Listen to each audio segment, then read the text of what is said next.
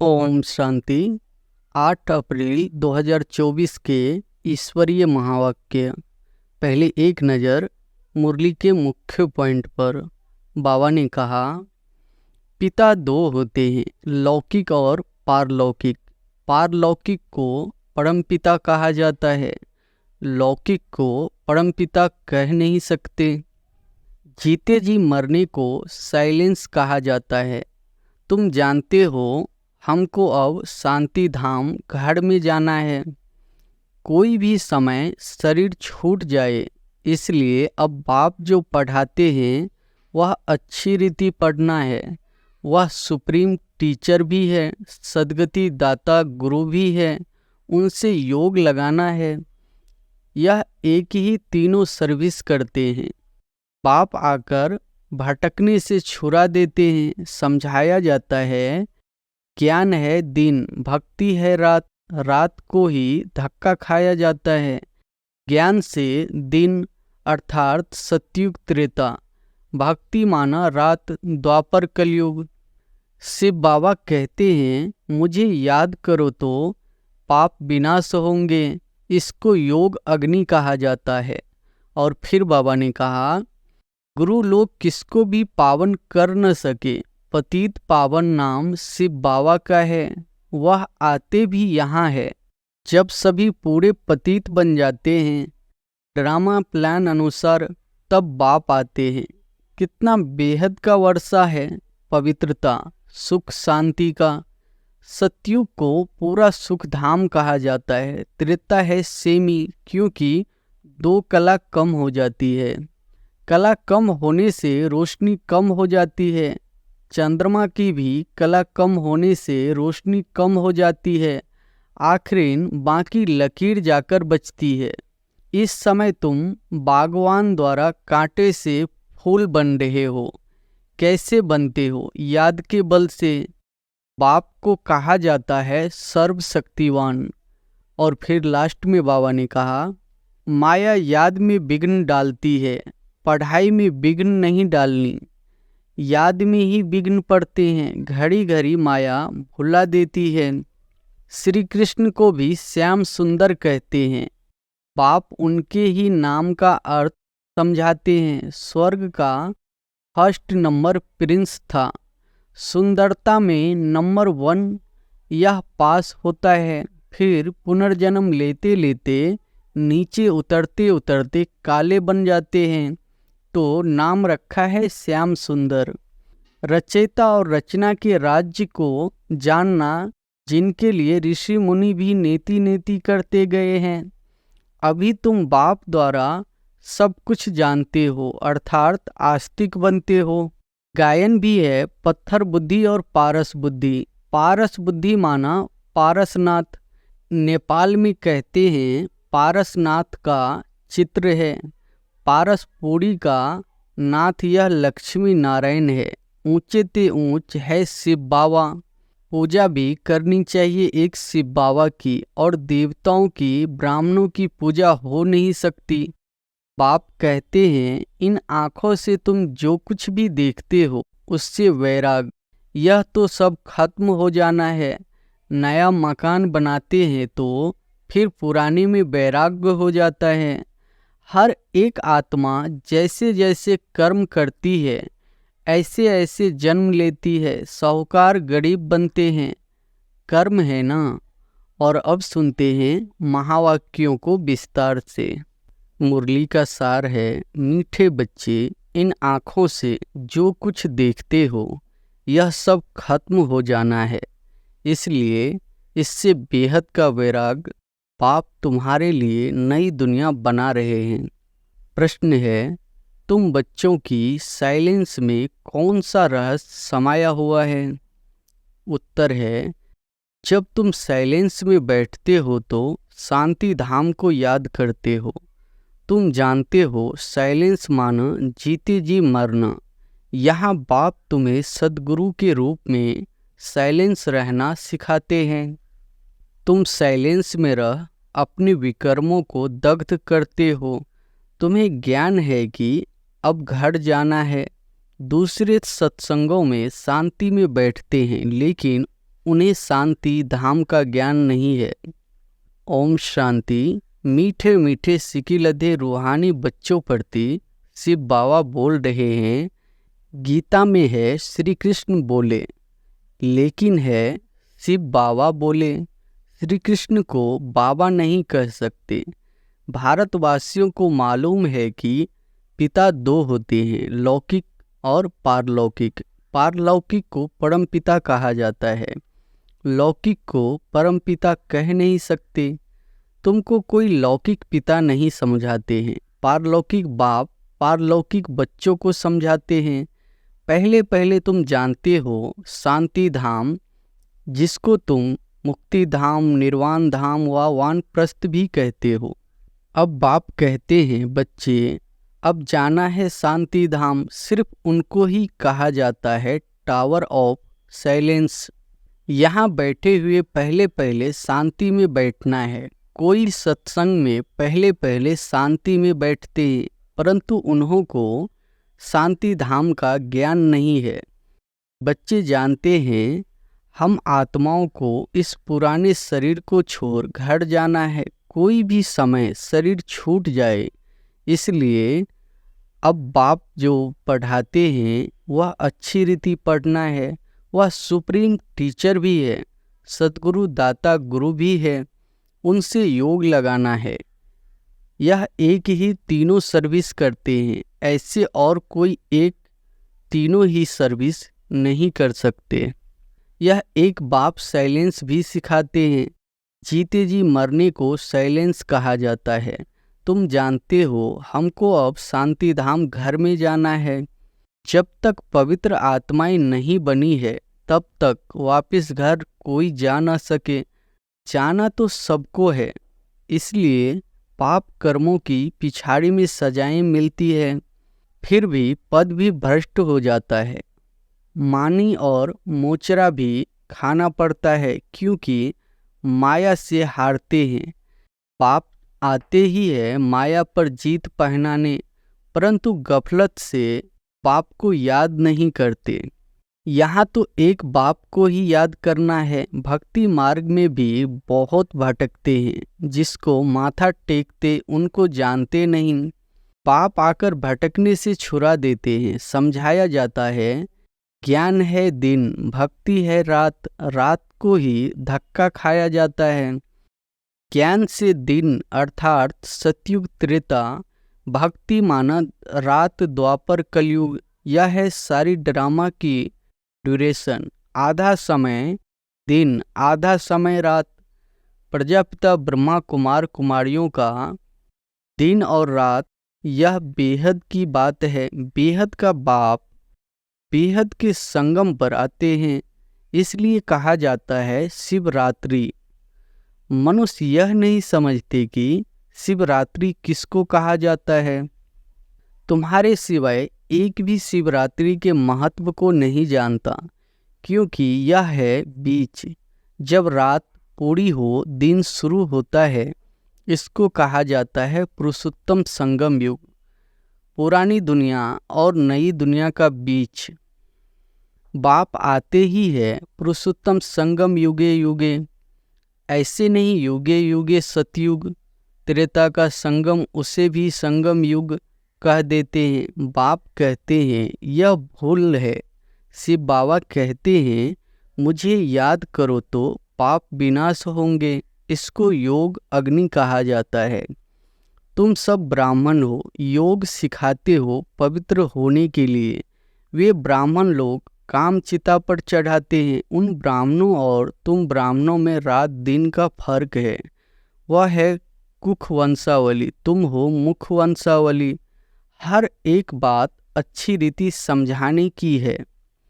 यूं तो कोई भी आते हैं उसको समझाया जाता है बेहद के बाप को याद करो तो विकर्म विनाश होंगे और बेहद के बाप का वर्षा मिलेगा। फिर जितना जितना दैवी गुण धारण करेंगे और कराएंगे उतना ऊंच पद पाएंगे। बाप आते ही है पतितों को पावन बनाने, तो तुमको भी यह सर्विस करनी है। पतित तो सभी है, गुरु लोग किसको भी पावन कर न सके। पतित पावन नाम से बाबा का है। वह आते भी यहाँ है जब सभी पूरे पतित बन जाते हैं ड्रामा के प्लान अनुसार, तब बाप आते हैं। पहले पहले तो बच्चों को अल्प समझाते हैं। मुझे याद करो, तुम कहते हो ना वह पतित पावन है। रूहानी बाप को कहा जाता है पतित पावन। कहते हैं हे भगवान अथवा हे बाबा, परंतु परिचय किसको भी नहीं। अभी तुम संगम वासियों को परिचय मिला है, वह है नरकवासी। तुम नरकवासी नहीं हो। हाँ, अगर कोई हार खाता है तो एकदम गिर पड़ते हैं कि कमाई चट हो जाती है। मूल बात है पतित से पावन होने की। यह है ही विशेष दुनिया, वह है वाइसलेस दुनिया, नई दुनिया जहाँ देवताएं राज करते हैं। अभी तुम बच्चों को मालूम पड़ा है, पहले पहले देवता ही सबसे जास्ती जन्म लेते हैं। उसमें भी जो पहले पहले सूर्यवंशी है वह पहले आते हैं। 21 पीढ़ी वर्षा पाते हैं। कितना बेहद का वर्षा है, पवित्रता, सुख, शांति का। सतयुग को पूरा सुखधाम कहा जाता है। त्रेता है सेमी, क्योंकि 2 कला कम हो जाती है। कला कम होने से रोशनी कम हो जाती है। चंद्रमा का भी कला कम होने से रोशनी कम हो जाती है। आखिरीन बाकी लकीर जाकर बचती है। नील नहीं होता है, तुम्हारा भी ऐसे है। नील नहीं होते, इसको कहा जाता है आटे में नमक। बाप आत्माओं को बैठ समझाते हैं। यह है आत्माओं और परमात्मा का मेला। यह बुद्धि से काम लिया जाता है। परमात्मा कब आते हैं? जब बहुत आत्माएं अथवा बहुत मनुष्य हो जाते हैं, तब परमात्मा मेले में आते हैं। आत्माओं और परमात्मा का मेला किस लिए लगता है? वह मेले तो मैले होने के लिए है। इस समय तुम बागवान द्वारा कांटे से फूल बन रहे हो। कैसे बनते हो? याद के बल से। बाप को कहा जाता है सर्वशक्तिवान। जैसे बाप सर्वशक्तिवान है, वैसे रावण भी कम सर्वशक्तिवान नहीं है। बाप खुद ही कहते हैं माया बड़ी बलवान है, दुरुस्त है। कहते हैं बाबा हम आपको याद करते हैं, माया हमारी याद को भुला देती है। 1-2 के दुश्मन हुए ना, बाप आकर माया पर जीत पहनाते हैं। माया फिर हरा देती है। देवताओं और असुरों की युद्ध दिखाई है, परंतु ऐसे कोई है नहीं। युद्ध तो एक है। तुम बाप को याद करने से देवता बनते हो। माया याद में विघ्न डालती है, पढ़ाई में विघ्न नहीं डालती। याद में ही विघ्न पड़ते हैं। घड़ी घड़ी माया भुला देती है। देह अभिमानी बनाने से माया का थप्पड़ लग जाता है। कामी हो जाते हैं। उनके लिए बहुत करे अक्षर कहे जाते हैं। यह है ही रावण राज्य। यहाँ भी समझाया जाता है पावन बनो, फिर भी बनते नहीं। बाप कहते हैं बच्चे विकार में मत जाओ, काला मुंह मत करो। फिर भी लिखते हैं बाबा माया ने हार खिला दी, अर्थात काला मुंह कर बैठे। गोरा और सांबरा है ना, विकारी काले और निर्विकारी गोरे होते हैं। श्याम सुंदर का भी अर्थ सिवाय तुम्हारे दुनिया में कोई नहीं जानते। श्री कृष्ण को भी श्याम सुंदर कहते हैं। बाप उनके ही नाम का अर्थ समझाते हैं। स्वयं का पार्ट नंबर प्रिंस था। सुंदरता में नंबर 1 यह पास होता है। फिर पुनर्जन्म लेते लेते नीचे उतरते उतरते काले बन जाते हैं, तो नाम रखा है श्याम सुंदर। यह अर्थ भी बाप समझाते हैं। शिव बाबा तो है ही एवर सुंदर। वह आकर तुम बच्चों को सुंदर बनाते हैं। पतित काले, पावन सुंदर होते हैं। नेचुरली ब्यूटी हो रहती है। तुम बच्चे आए हो कि हम स्वर्ग का मालिक बने। गायन भी है शिव भगवान वाच। माताएं स्वर्ग का द्वार खोलती है, इसलिए वंदे मातरम गाया जाता है। वंदे मातरम तो अंडरस्टूड पिता भी है। बाप आत्माओं की महिमा को बढ़ाते हैं। पहले लक्ष्मी पीछे नारायण, यहाँ फिर पहले मिस्टर पीछे मिसेज। ड्रामा का राज ऐसा बना हुआ है। बाप रचयिता पहले अपना परिचय देते हैं। एक है हद का लौकिक बाप, दूसरा है बेहद का पारलौकिक बाप। बेहद के बाप को याद करते हैं क्योंकि उनसे बेहद का वर्षा मिलता है। हद का वर्षा मिलते हुए भी बेहद के बाप को याद करते हैं। बाबा आप आएंगे तो हम और संग तोर एक आपसे ही जोड़ेंगे। यह किसने कहा? आत्मा ने। आत्मा ही इन ऑर्गन्स द्वारा पाठ बजाती है। हर एक आत्मा जैसे जैसे कर्म करती है ऐसे ऐसे जन्म लेती है। साहूकार गरीब बनते हैं, कर्म है ना। यह लक्ष्मी नारायण विश्व के मालिक है। इन्होंने क्या किया यह तो तुम जानते हो और तुम ही समझा सकते हो।